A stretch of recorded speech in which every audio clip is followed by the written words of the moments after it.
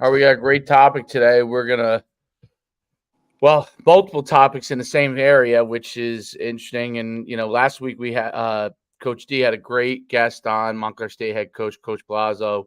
Talked about a lot of stuff where how it affects the Division III world, and not just how he came up, but how a lot of these things affect the world that he's in. I think it's interesting. But today we're gonna kick it off talking with kind of like the hot topic of college football right now in the slow season, I guess, because spring ball's over. Is Jaden Rashada suing Billy Napier in Florida, um, and the collective. I can't think of the guy's name who was running the collective, but the collective and It's pretty much the main collective for the University of Florida. right. And the big backdrop of it all was to give the kind of backstory for people who don't know. Jaden Rashada claims that he got a $9 million NIL deal from University of Miami. I've heard it stated that a lot of people believe there was something definitely offered there very high at the University of Miami. Oh yeah, that's what this whole that's what this whole kickoff thing is from, right? Like he's just salty about that aspect of it, but he's a top kid, right? Like he's a top quarterback recruit. He originally signs with Miami for 9.5 million promise or whatever. So he didn't sign. He didn't sign. He committed. He committed to Miami. And it committed to Miami. It was in June 2022. Got offered 14 million supposedly to go to University of Florida with like a $500,000 commitment guarantee, I guess. Committed there, and claims never got paid. Then he ends up going to Arizona State for basically Dad's alma mater. His daddy's alma mater, right? Goes back there, plays the season.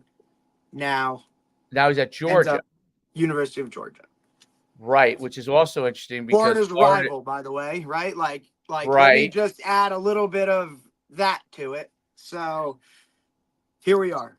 Right? So that's exactly right. So here we are, right? So, and the word is that obviously Kirby Smart or somebody had to grant him the, hey, go ahead, you go ahead. Yeah, he gave him full blood. He's like, hey, if this is, apparently he approached Kirby Smart and said, Coach, this is kind of what I'm looking to do. This is kind of how I want to go about it. And Kirby Smart gave his blessing and said, all right, go do your thing, which adds another little piece to it. Like it's just, because it's a recruiting thing, right? So there's a recruit. So without having to badmouth Florida, you are bad-mouthing Florida, right? You're 100%. Saying that they're collective and what they're doing and what's going on there is essentially wrong, right? So if you're a recruit, and those are that's the big battleground for many years.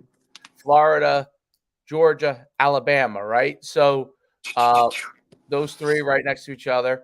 And in conference rivals, like the whole deal. But I think also you got to kind of look at it and set the precedence for who this kid kind of is too. He was like the number 31. According to ESPN, right? He's a number 31 overall for the class of 23. He's already going back to his freshman year of high school.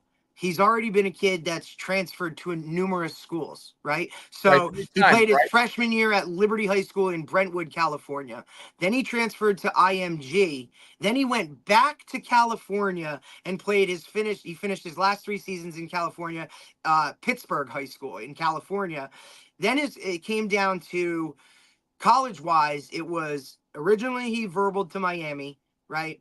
Florida comes in, gives a bigger NIL gig. So now he decommits from Miami, ends up with the Gators, contingent upon, right? And it says here, 4 years, $13.85 million deal from Florida. That's the issue at hand, is he was supposed to get a chunk of that when he signed. and that never happened, right? So now he's suing for, the 9.5 million that he was supposed to get from Miami, because he's basically saying, because I said I was going to go with Florida and I was going to take that more money, right? Now he's saying I could have had the Miami money, but now that didn't happen, so that's what I want in return for this. So that's kind of where we stand now, right? So So he regrets not taking the Miami, took the Florida. He really probably wanted to go to Miami, is what I'm gathering look, here. you verbal in June of 22. You know what I'm saying? Way before you have to at all. Now, is it Miami? Was Miami the choice because Miami's the choice because they were going to give you that 9.5 million? Is that the reason? Like, you know what I mean? I'm sure it had a lot to do with it, right? And then, obviously, oh, wait, now here comes Florida with a little bit more, money. And okay, now I'm going to take that. Bye-bye Miami. So it's just, this is the world we're living in at this point, right? And it's just, you look at a kid like already coming into that, like he's already been he's already not just transferred schools like within a state, right? Like he's gone from California to Florida, back to California before he's even gotten into college.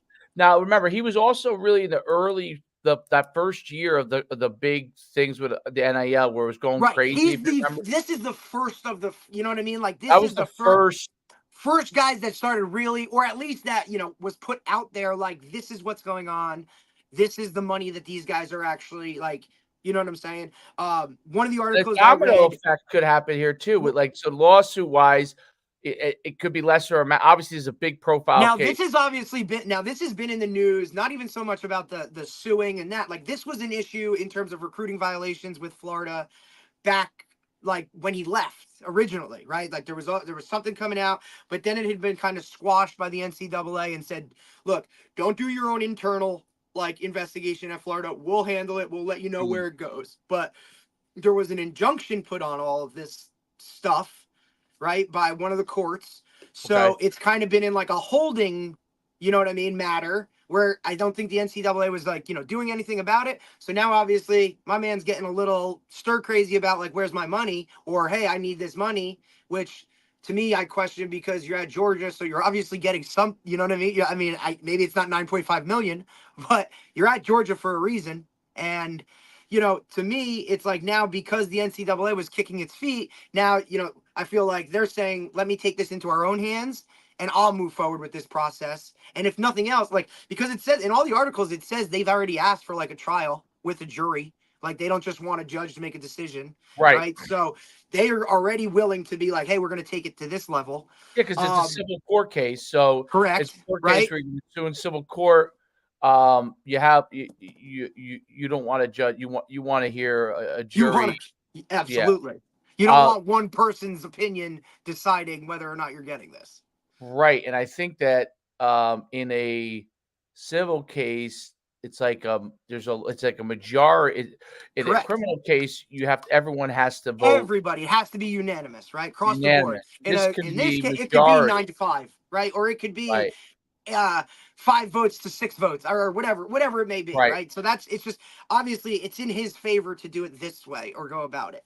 Now, a lot of the things that I said, it's just, look, it's like, it's bad timing for Florida and all this. Like, I think eventually what'll come down, like, I don't think that there'll be any, like, from everything that I've read, like, something's going to happen, but it won't be what people are going to be thinking about it, right? Like, it's not like it's going to be this ruling and all of a sudden it's going to be something that's, up in craziness. I think it's kind of just one of these things that's just going to kind of trickle, go away, and then I don't know until the next time. I think there might be more cases like this because we don't know. I think that's what this is going to do. I think that's what this is going to create the pathway for other guys to come and now do this. Some guy got $50,000 offered. It doesn't have to be the same effect, level, right? Like, this is just going to be a domino.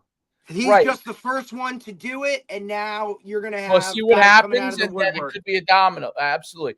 So, and then the agent. So here's the big part to me, is that instead of having this was dad, I think, negotiating this, right, originally, which is where the issue lies. Somebody with the yes, which is because well, they're even stuck in in a lot that of the situation, articles, right? There's no agents. There's no like the NFL. There's no certified agents that are handling. Now, listen, you could get them, but obviously you're going to have to pay a commission to them.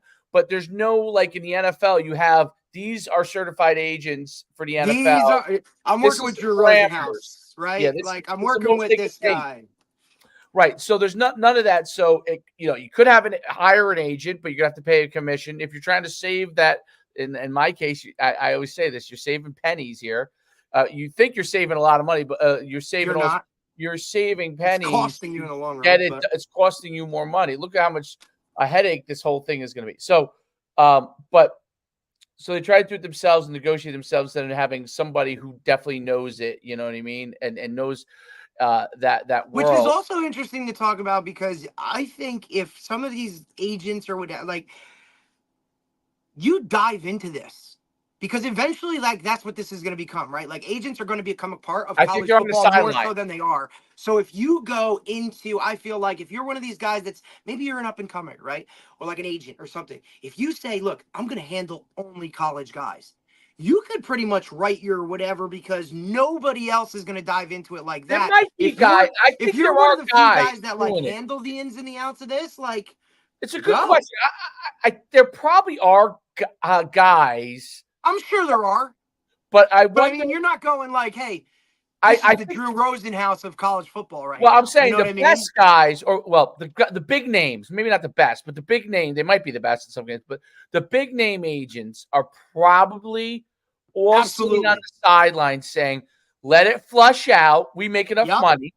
When it flushes out, we'll dive in." Let's go. And we'll be able to get, But if you think they don't have teams of guys monitoring all of this or maybe taking they have like, guys like, hey, representing.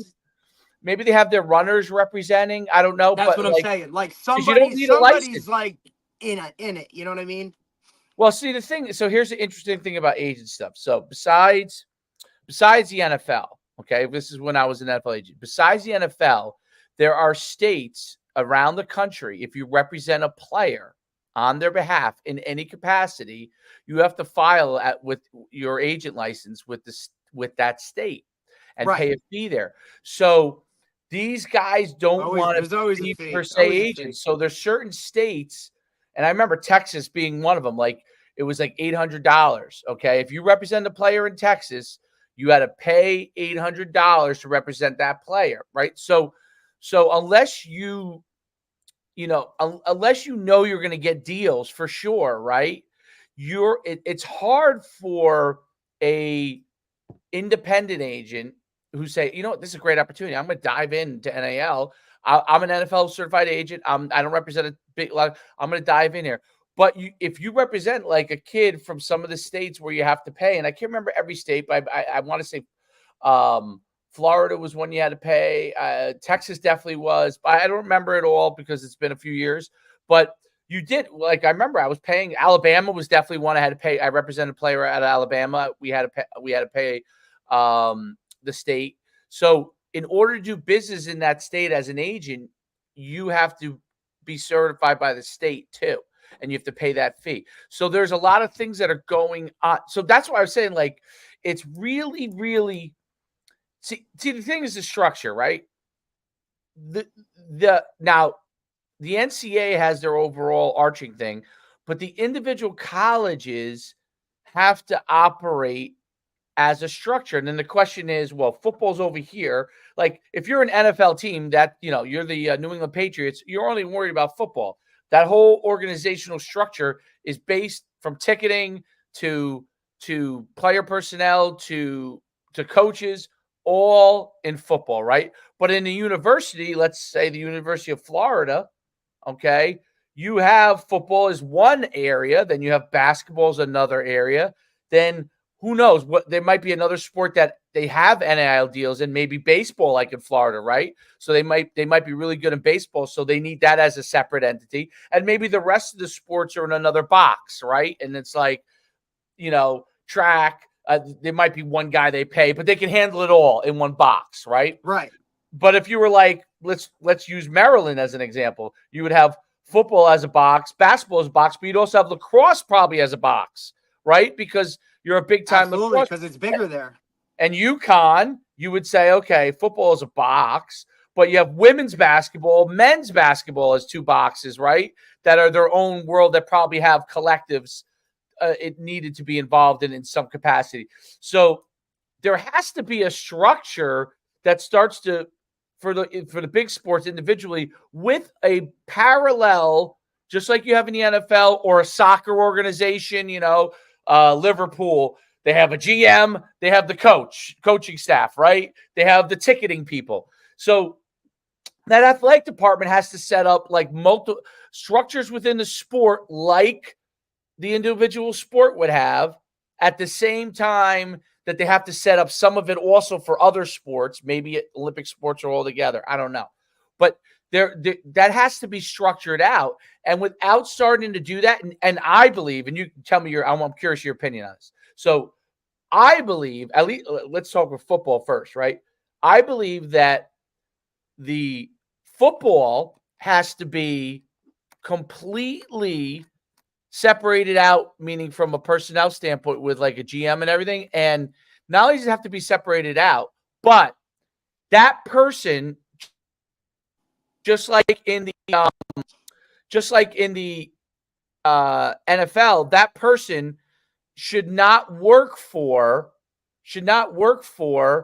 the coach. He should work for the athletic department. Okay, like the athletic department / university is quote unquote the owners, right?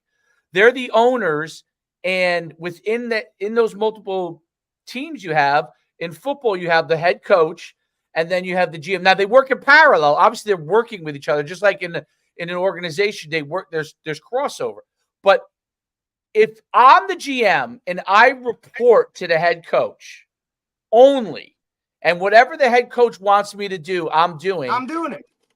There's an issue, right?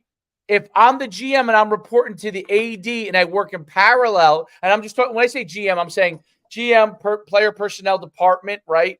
And we work in parallel, all right, to do the things we need to do. Two things happen. Number one, I think the coaches will be a lot happier. Number one, okay, with the current structure, okay, they would be a lot happier because they would have a better system communication-wise for recruiting. Think about it from what we do.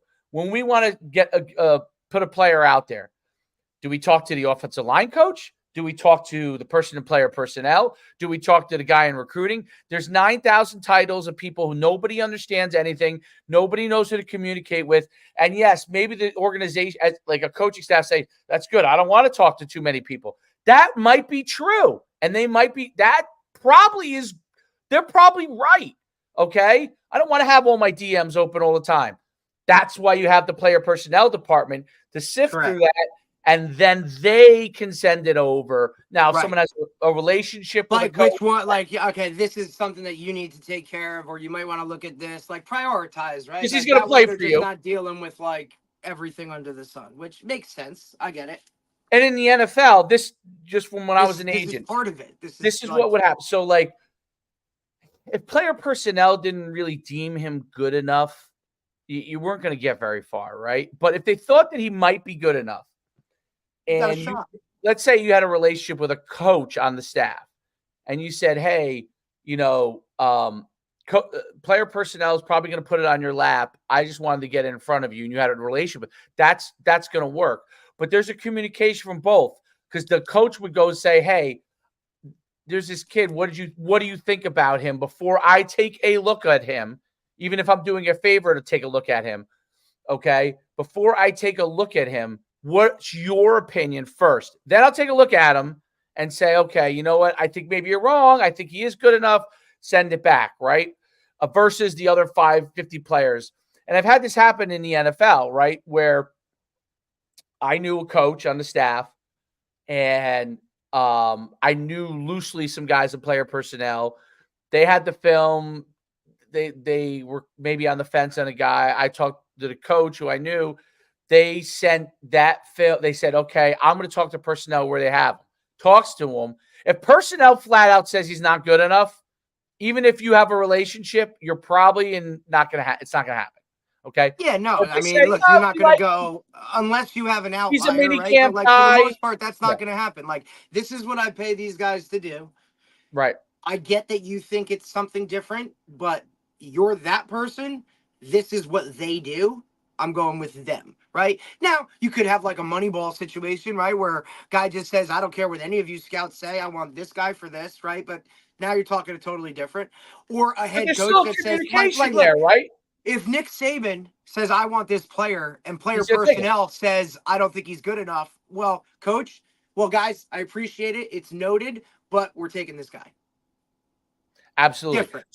But that's not the norm. It makes the structure better. Now, colleges are starting to do it, but what I've noticed is that it's fragmented. It shouldn't be confusing. Like, so from an NFL standpoint, if I called up and I said, John Smith, I have player Eric Smith, okay? And John Smith is the area scout, let's say New Jersey, all right? His job is the area. He has these states, and his job is New Jersey. So they would have area scouts that would have university regions, and they would have positional scouts, right? Yep. So the area scout didn't always have a ton of pull, but he would be like, oh, I'll forward it on to the position scout, okay? Correct. So they can at least get the train started. So not a position scout likes him or doesn't, whatever happens there, likes him, pushes it up to the next level, right? Or says to a coach, I need your opinion on this player. What do you think about this guy? I got 5 guys I like. They're all pretty good. Not a huge difference between them. They're not going to get drafted high. We know who the guy. This is going to be on the 53-man roster. This is going to be 48, 47, 45, something like that, right? Chance to be that. We got these 5 guys that can fit this. What do you think? Who do you like best? Okay, and that's that relationship. Now, what does that also do? Okay, it allows the coaches to open to their DMs to coach players that they want to. They don't have to. Okay, the personnel should all have their DMs open. Every one of them. Every time. Every single one of them. At all times. They're the filtering process. They shouldn't have their DMs closed. I know they don't like this, but that's your job. If yours says personnel and you're recruiting, your DM should be open. You should be spending 24 hours a day on that process with your whole team. I don't give a crap what you think about your time. That's your job. That helps the coach. The coach shouldn't have to go through every single thing all the time. Now, he may have players he wants to look at. He may look at the 24/7 or Rivals.com or any of those on-3 lists and say, okay, I know these guys are dudes. We already offered them. Okay, who's a guy comparable to them that I already like, But the whole communication part of everything is so bad. It's so bad in college football because the structure is bad.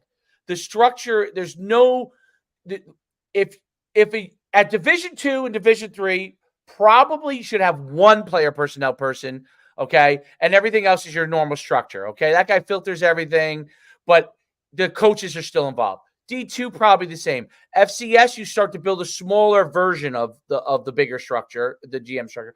But at Division I and especially Power 5, you have to have that thing filled out. Some of them do, some of them don't. Some of them haven't really done well. Some of them don't. I don't understand the right. I think that's an issue in itself right there. Yeah. Some do, some don't, some this, some that. Now, look, that's a way to weed things out, right? Like, because if I have everything a certain way and it's up to the top, like I'm going to get more than others, right? So, but I feel like if you wanted to, like you said, every division is different, right? And it's, the main problem to me is it's constantly changing, right? And you constantly have to change with it and keep updating and going. And you don't know what some of these parameters are, or somehow these other things. One guy does this, okay, well, I guess I'll do that, right? Or you see somebody doing something and successful, then you're going to jump on that. But you still have to put it in place. How can you not do something like that? Yeah, I think they're backloading it and trying to figure it out.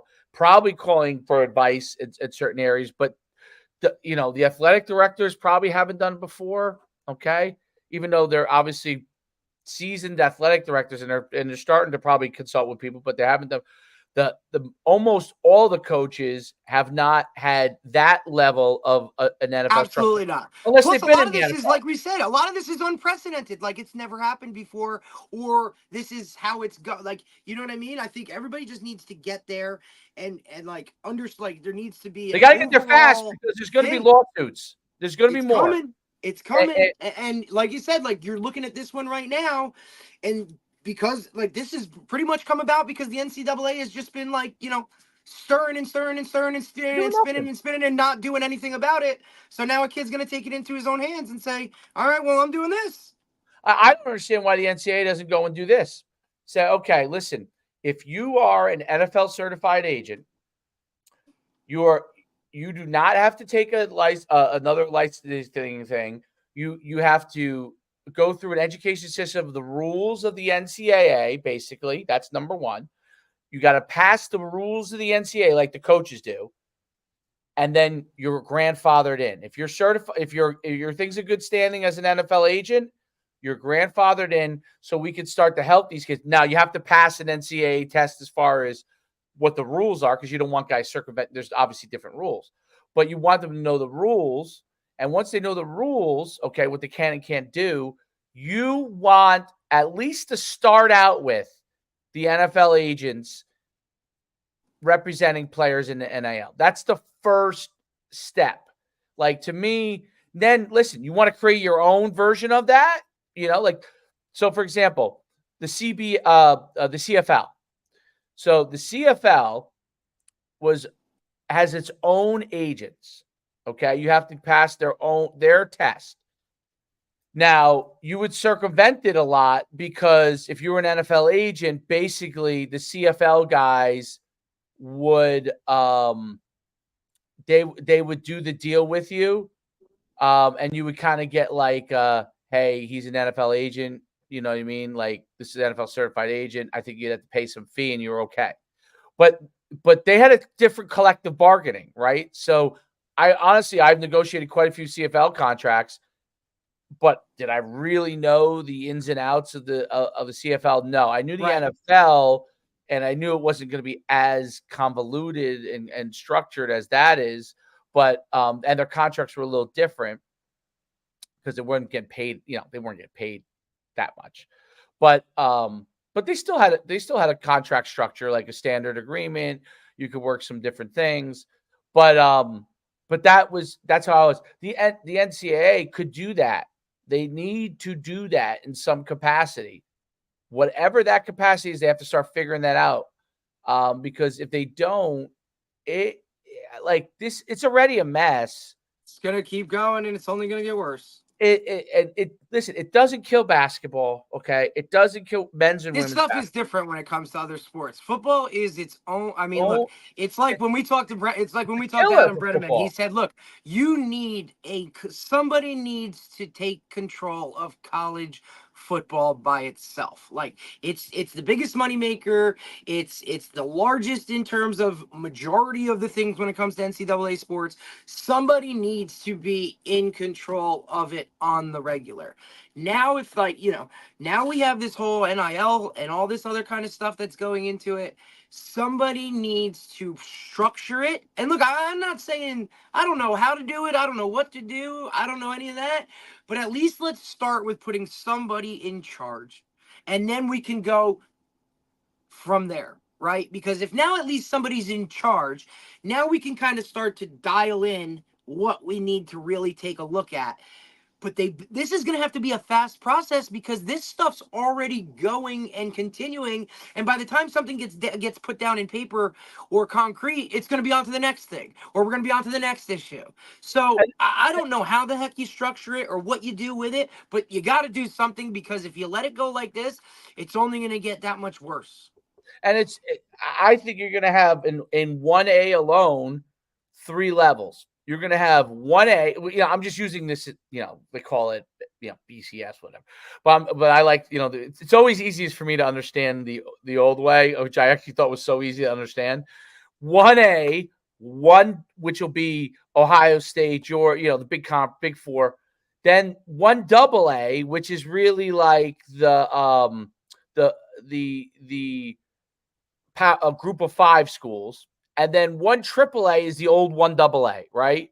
The FCS. That's 1 AAA because there's 3 levels to it, right? There's really 3 levels to it, and that's the bigger issue. And then how can listen? I know people at some of these smaller conferences that have like 1AA, okay.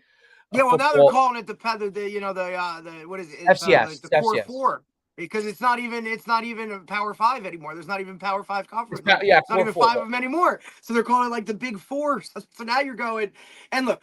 Conference structure is going to change the whole thing to begin with, right? Like you're already seeing that. Like the geographics of conferences being a certain way, that's long gone. You know what I mean? Like everybody's moving on to kind of go do their own thing.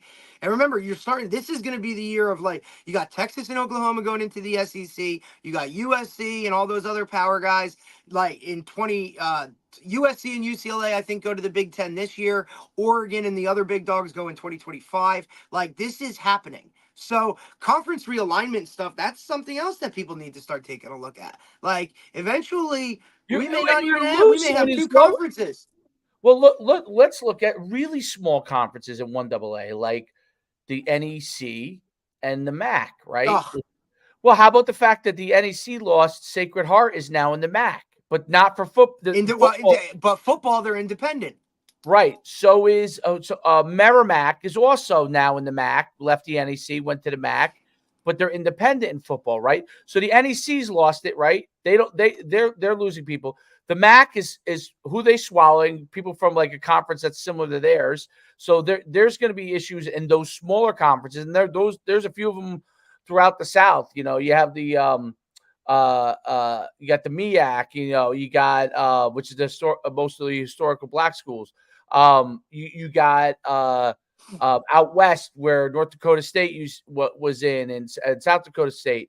Like, so there's going to be issues in those conferences as well because they have a certain thing, but they can't, collectively do the same things that even the group of the NEC is 5 schools, like the NEC is funny. The NEC is crazy to look at. Like, you look at like the NEC like that I'm looking at, right? Like, you know what I mean? Like now, like if you're talking just football, right?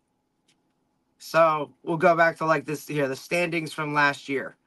Duquesne, right? You have Duquesne in there. You have Stonehill, Merrimack, St. Francis, LIU, which is old CW Post, Wagner, Sacred Heart, who's leaving. So is Merrimack. And Central. Right. So is Merrimack, right? So those 2 are leaving already. We know they lost Bryant the year before, right, to CAA. Yep. So Monmouth's been gone for a while. Those conferences. I mean, you look at schools like Merrimack. We'll talk about basketball, right? Because basketball is probably where those schools make money because if they get the NCAA berth, right, they get a win. They get $300,000 per win, right? So that pays for their like teams, and so you're talking like those conferences in football need no NIL money, probably, right?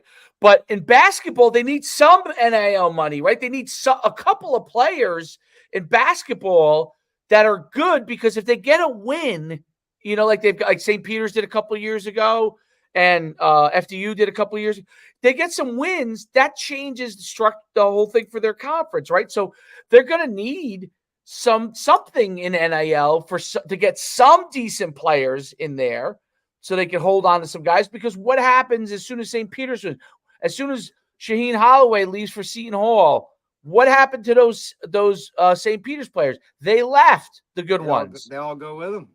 Right. So they're left with nobody. So there's, you got like, and then what does that happen? Then they don't do next time. They don't get as many players. They don't have money to get those players. It's like this bad cycle. And that's just, that's taking like the lower level schools, because what do you do with them? But, at the higher level, communication is so bad in recruiting. Communication is so bad. Like when we talk about this, high school coaches are upset about it, right? The high school coaches are usually upset about recruiting to begin with, but they're upset about it in another level now because of communication. It's not, they're not asking to go and have a lunch with the coaches, okay, at the college level. They're not saying, hey, coach, I'd like to go to lunch too, if you're recruiting one of my players. What they're asking is, we'd like to know a little bit about what's going on, okay, with players you might or might not be recruiting, because there are ramifications on our program, okay? There are. Let's take a great player. You have a player that's Gatorade Player of the Year of TR North. I don't know whether he had an NIL deal or not. I have no idea. But let's say the coach has no idea if money's being given to a player. Okay, it doesn't matter what the money is, but it does help him understand what might be going on with the kid from day to day, right?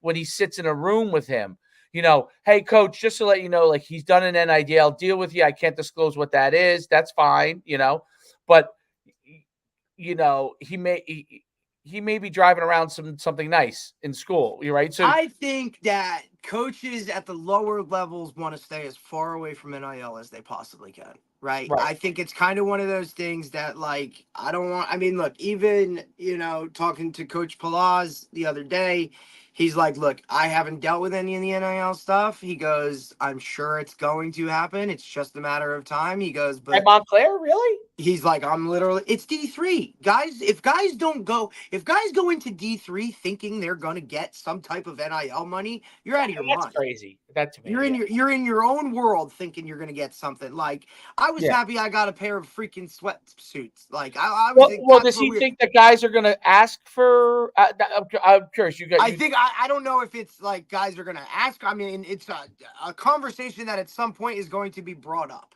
Right. And they're going to have to be made aware, like, look, NIL, that doesn't happen in D3. Maybe if you want to go whatever, but like, this school is not going to sit here and have a collective for you. Right. Like, that's just not happening. I'm curious. I'd be curious to know, like, what they do with that stuff at, like, a Monmouth or a CAA school. Like, how do they handle that? Right. Because I think that's totally different.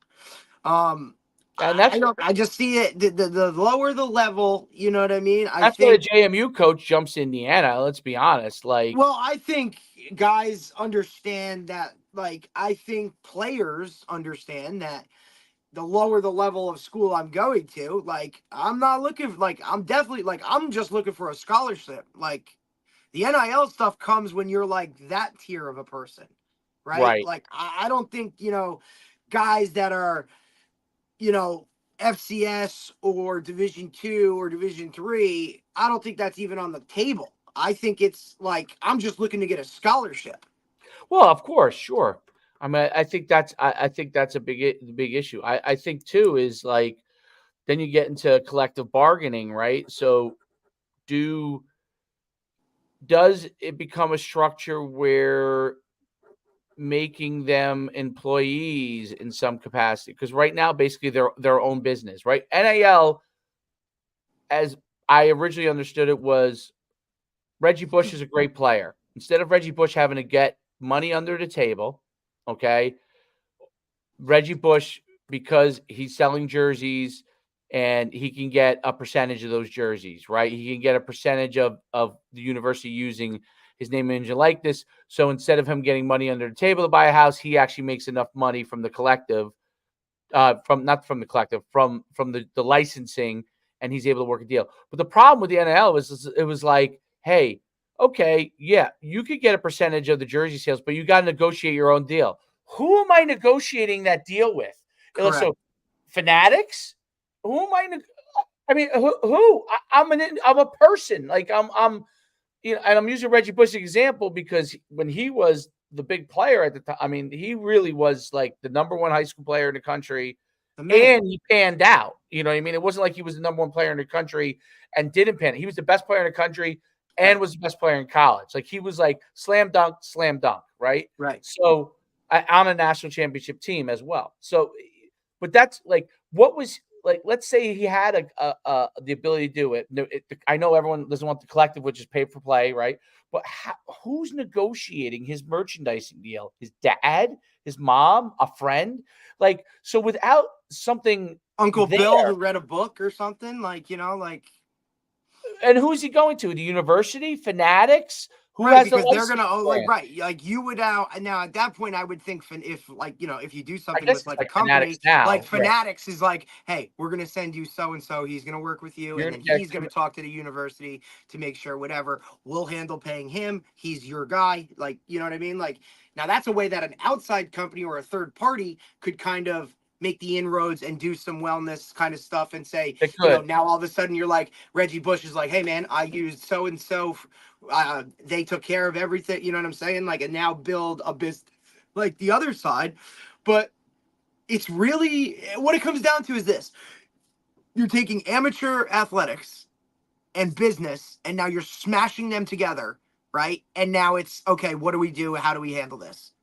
And because there's never been any structure or it's never been done before, everybody at first, it's like, hey, that's great. These guys are going to get to go to a card shop and sign an autograph on their jersey and make a couple bucks. Like, no, that's not what it's become, right? Like, they in my eyes, they totally underestimated where this was going to go. And they totally weren't expecting it to explode as fast as it has. And now they're in a position like, we can't stop it. Like, and now that we've made it public, like, now they need to figure out how to regulate it. Okay. And I don't know how that's done. I don't know where you go with it. I think you take a group of people and take them and let's figure this out. Take the coaches. Hey, what do you think should be done? Take administrators. What do you think should be done? People that, aren't involved in football, that are marketing people. What has to be done? Like, take the GMs in the NFL and be like, hey, why don't you have a conversation with that? Right? Call up your GM buddies and say, hey, how do you guys do it in the league? Because this is how we're going to structure it here, which is, I think you can see the Ohio States of the world, the Georgias of the world, the Bamas of the world. These higher level guys or higher level programs are putting those structures in place where at least starting to, right? Right. Like, you're starting to see now, well, that's our marketing department. This is our collective department.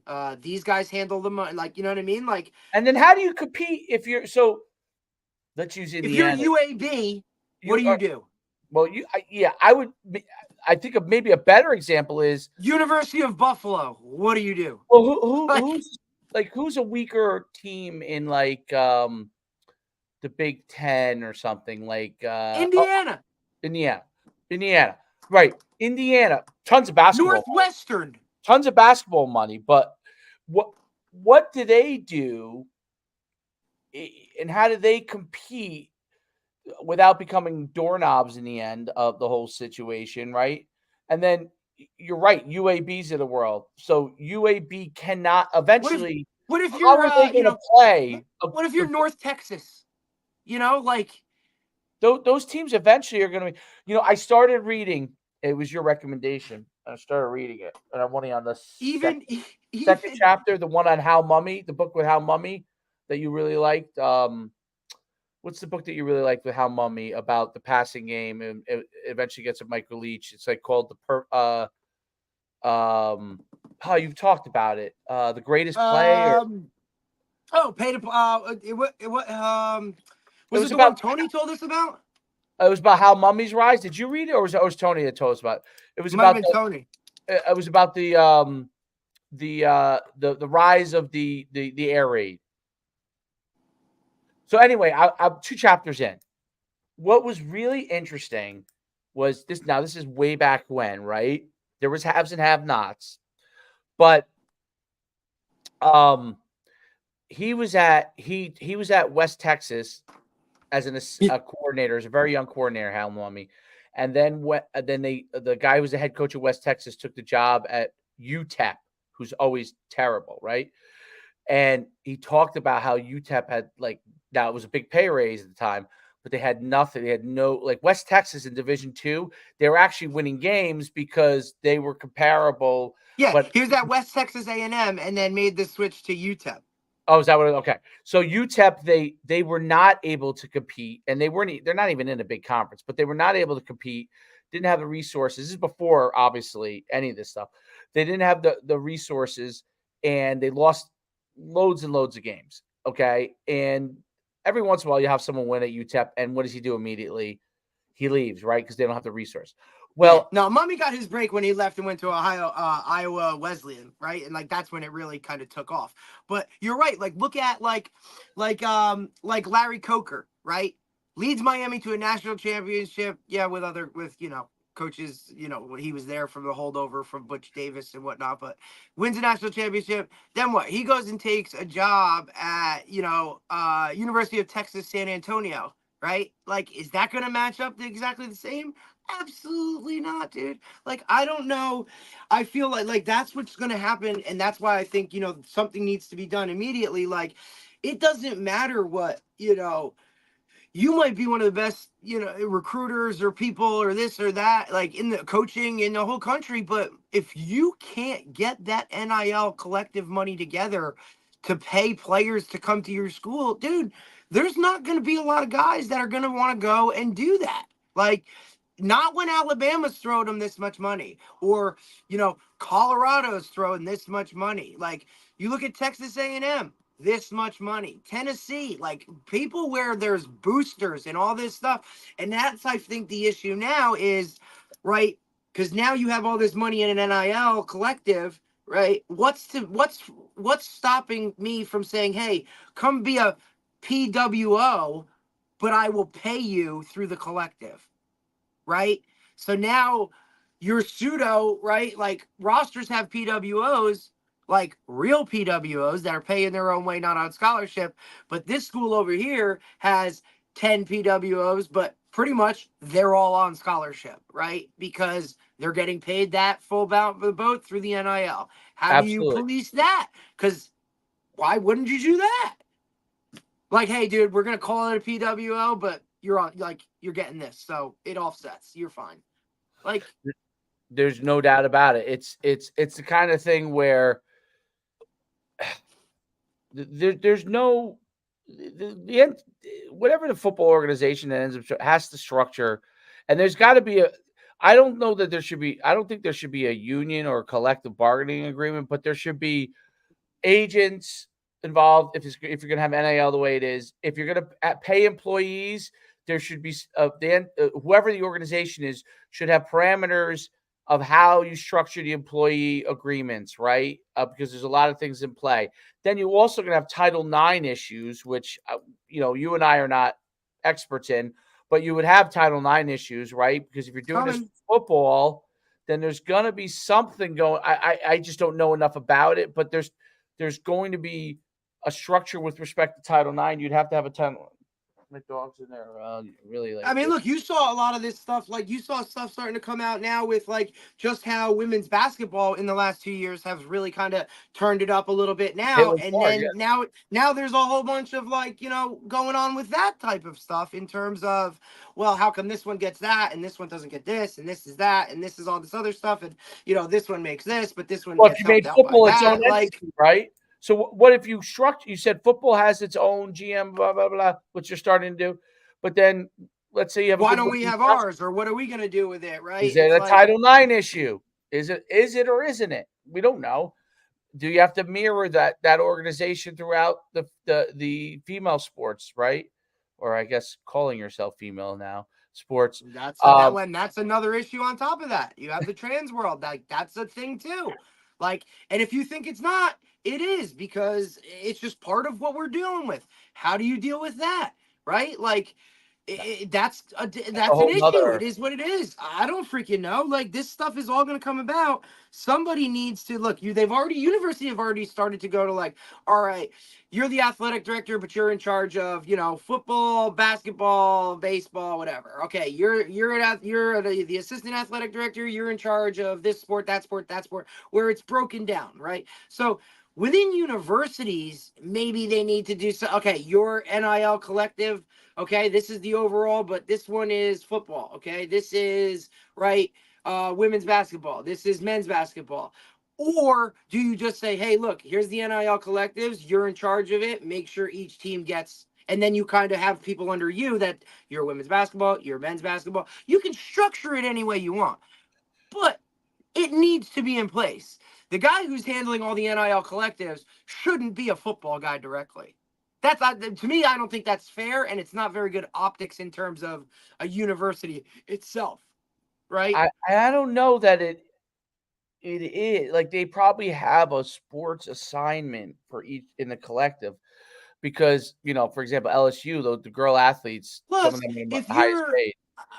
I'm trying to, like, if you're an LSU booster in general, like, are you an LSU unit? Like, are you the university booster? Like, you just want money to go wherever? No, you're going to donate money, and I want it to go to football, damn it. Like, that's where it needs to go. So Right. is that a separate collective in terms, now you're dealing with that? Like, hey, I donated money, I want it to go to football. Like, what do you mean you used it for women's basketball? Like, that's not what I'm talking about, So that's where I think everybody should have their own little, like, figurehead or pinpoint or, like, main person contact point, right, for what needs to be done. Or are our collectives set up like boards, right? Like, do you have a bunch of people that are kind of running the whole thing in general? And hey, how far does it take that? If I'm donating money, then I want to say, hey, I want you to use this money for that kid. How much longer is that? When does that come about? Absolutely. That's a huge Like, deal. hey, or then you have what? Parents that are going to go to people with money and say, hey, donate to this so that you're basically paying my kids tuition. Like, Right. there is a lot of behind the scenes stuff that can be done, that's probably been happening for years and years and years. But now that we've made this something more public and legal, now it's going to start to come out and people are going to start to see, like, these are the lengths that people will go to get their kid onto a team or to get into a school or just in general to have their college football team be good. Or school in general, any sport really. It's just, we always talk about football because that's the biggest one, the biggest money maker. It's by far. And they've got to figure out a better solution for it. And we've talked about it. And then the collective bargaining, what happened? Who's an employee? Do you need to start having employees? What goes on there if that's the case? Setting up the overall structure, and then payment, like payment wise. So this Jaden Rashada thing, like obviously at the beginning, the thing that people were throwing out. He was expecting to get a deposit into his account once that thing was signed. Like, send? Like, come on, man. Like, come on, Dad. Like, who knows what the exact truth is in the whole situation, and you'll never know. And I think Matt Rule said this at Nebraska when they asked him about this, right? And he talked about, because it's not public, like, I don't know, right? A kid could come to me and say, hey, coach, like, such and such a school is going to offer me, $5 million to come play. Okay. We don't, and hey, sorry, buddy, we don't think you're worth $5 million, but, go get it. Hopefully you do, right? So now you cut ties. Then you see that kid goes and only signs somewhere for $3 million. Well, now like the kid kind of bullshitted you, or the guy that's handling it bullshitted you. Well, hey, we're not going to work with that again, Whereas in the NFL, everything is on paper. So we know, hey, we offered this guy, like, okay, they did offer him $5 million, right? You know what I mean? Like, now it's just easier to like, now you're working with these people that are what other issue you have? I didn't think about this. So let's say we offer 10 guys at a position, but we're only taking 4 or 5, 3 or 4. Well, if we offer of all those guys a NAL deal, right? So the 10 guys, we want these 10 guys to come to our school. Okay, only 4 of them are going to come, whoever's first commitment. I offer them all NAL. Let's say I offer them all 100K. Like, but basically the first 4 that commit to me take it. 4 guys choose it. There's 6 guys that say, 4 guys say I'm coming to XYZ University. 6 guys had an NIL deal offered to them, hadn't made a decision yet. Okay, they end up losing. They end up losing that NIL deal. Don't get anything else. Scholarship gets pulled. Do they then, if they had an agreement on paper, you're going to have something that says in place, like, you can do this or you can do that. But if this person commits, your NIL deal is null and void. You know what I'm saying? I think that's another issue. I think that's what the issue is with with this, with Rashada? with Rashada, is there was nothing on paper that said you're tied to this or linked to this whatsoever. So that now, when whatever went awry, it could just break, and the ties, they could just break and be gone, and nothing, and no ramifications happen. Well, So I think that's yeah. part of the issue in turn here, right? Like, so they're just trying to say, like, look, this was never in place. Like, this wasn't, if this might have been verbally agreed on, but there was nothing ever signed, done, deal, whatever. So I think that's kind of how they're playing it, both sides as well, right? So you're going to have to put things on paper. Like, that's just part of it. And as an athlete, I don't care if you know nothing about this business. Like, nothing is firm and final until I sign something. Agreed, and that's, you're gonna obviously have to have agreements. Like a text message is see. So if you look Exactly, it up, and that's what it's but what if you this look is it up, mainly about. It's like, oh, the I bet text you if you message look it came. up though, even though it's not Matter. an agreement, like in the old days, in some states, you could, if I write it on a napkin, that's an agreement. Okay, if I shake your hand in some states, that's an agreement. I don't know what the rules with text messaging state by state, but like I wouldn't be surprised if you if a bona fide offer is put out there and it was like taken away, there may be some level of implication. I just don't know. Obviously, lawyers would know that better than me, but I think that's a big deal. And then I just think communication. You're right.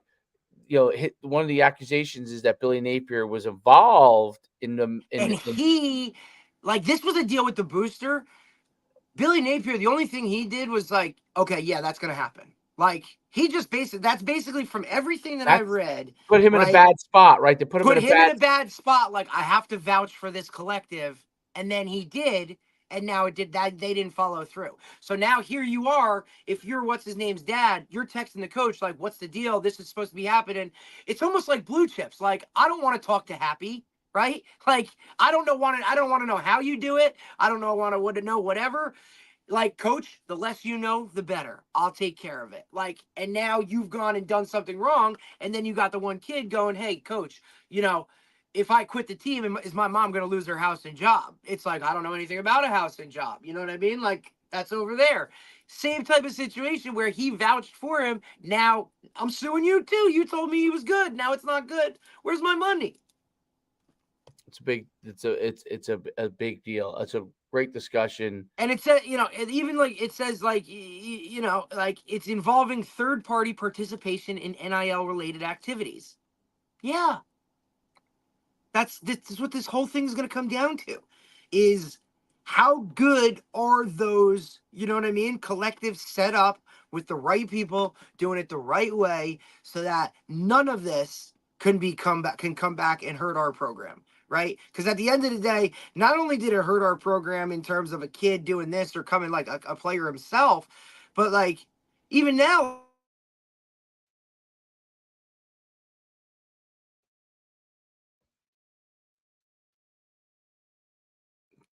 extra little FU, right? Yeah, like, no, otherwise he could just go over and stay on the West Coast and I'll never have to hear from him again. But no, now he's going to burn this thing to the ground. Like, don't go to Florida. They promised me this. This is what happened. This is what now what. But come on, man. It's unbelievable. Great discussion. I mean, it's amazing we were able to talk an hour. I can't believe this is like like this is what we're talking about. Like, well, this is what we're talking. This is how it is. I mean, this is college football, dude. Like, this is college football. The only person that got bored of this conversation was, I think, my dog. He's probably taking a shit somewhere. So, I just think, I think, like you said, I think this is the first of more to come. Yeah, I mean, I remember when that deal came out of the whole. Remember this? Like, I was like, it was shady to begin with. It was like, why was someone paying so much more money for him than any other player?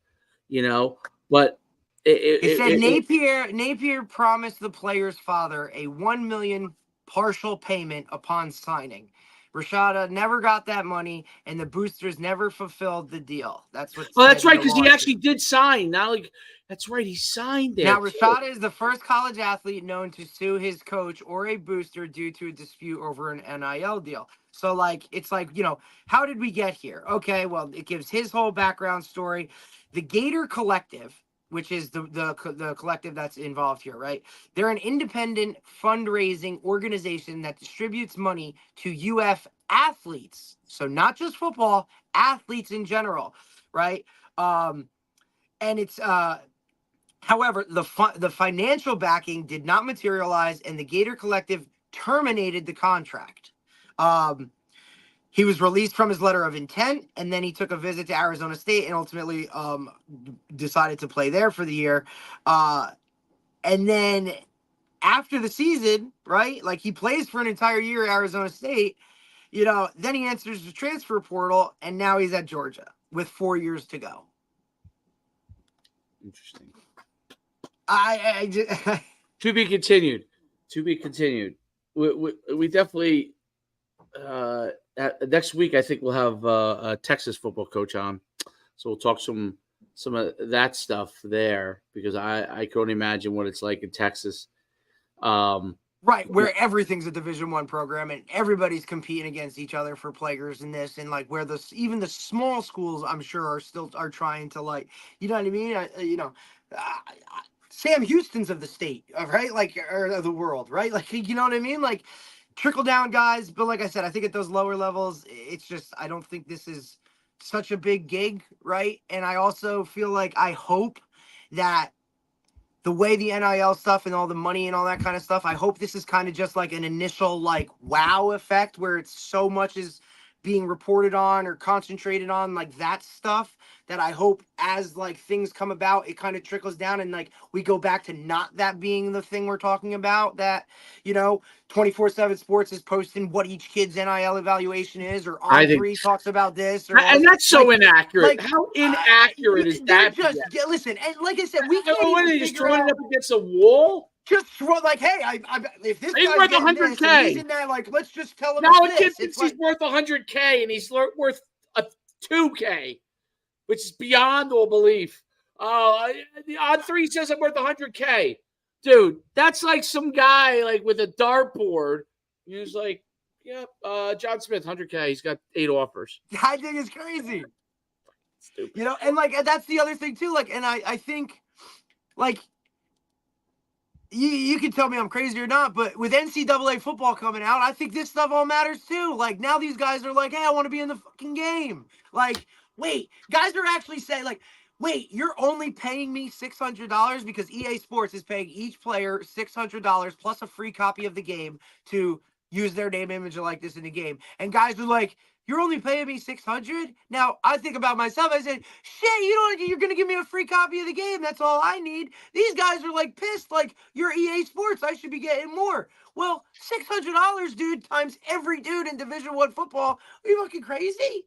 This is just the start of it, man. What happens when this guy's oh, they put 3 certain guys on the cover, right? Guy from Colorado, guy from Texas, guy from, shit. Where was the other one? Bama. I think maybe Alabama. 1, 2, 3. Right? When do I get paid for that? Or how much more are you going to give me from doing that? I'm the face of EA Sports. That's so, yeah. So let's say there's 10,000 football players in college football. That's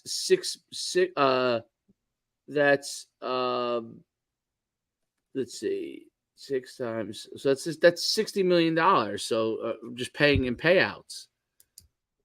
Now look, I mean that's a lot of money. They're gonna make a shit ton of money off the game, right? They've already said that they released there's gonna be 3 levels of you can get, right? One level, if you pay extra, you can get the release of the game 2 days early. You know what I'm saying? This is gonna be a whole there's a whole new cult. And don't get me wrong, I might actually buy a gaming system just to be able to play this again, dude. Because I love this game. It was the greatest game ever. And you knew number 15 on the Gators was Tim Tebow in the game. Just, it just was what it is. But so it's $6 million in payouts. Okay, 10,000, right? I don't know. I mean, there might be more than 10,000 in college football. I don't know how many there There's 2,500 each year. That's 10,000 is probably around it right now. Michigan guy, Texas guy, Colorado guy on the cover. Quinn Evers, right? If you're on the cover, you should get more. What's his name from Did he Colorado? get more if you're on the cover? Did he get Hunter's more? on the cover. Hunter, it's Ewers, Hunter, and Edwards from Michigan. Did he get more if they're on the cover? I would hope so, dude. I'm the face of this damn game. I better get at least 50 grand. I would hope. You better give me more than just a free copy of the damn game. I can't. Hopefully, college football is good because that used to be my favorite game. Oh, Dave, I'm telling you, some of the stuff I've seen come out, it's like freaking awesome. Obviously, like all the stuff that they have, like whatever. But I mean, what's his name? Fowler and Herb Street, like they've been all in on this forever. Fowler's been like documenting as he's done it. He literally has done so many voice recordings for so many like things that could happen in a game with his voice. It also like they do something where if it's like a more of a higher level game, right? Like it's a bigger game within it, like the season itself, like different people announce the game for you. Like it's crazy, dude. Like it's gonna be like on a whole different level. Like I'm excited. I haven't played a video game in freaking 13 years. That used to be the greatest game. I used to love coming out and run triple option all the time, dude. Right? Like you had Desmond Howard on the cover one year. You have what's his name from Michigan on the cover, and I wonder if that's going to be a thing, right? Like the Madden curse, like don't be on the NCAA cover. Well, anyway, we'll end the stream here. It's a great stream. All right, we got to do this every once in a while because it's real topics. Well, it's like a State of the Union. Like we need to just hey, like we got to let everybody know kind of this is the new things that are going on right now, and like get prepared because here it comes. Absolutely. All right. Until next week. Hopefully next week we'll have a Texas. Everybody enjoy your Memorial Day. Have a great Memorial Day weekend.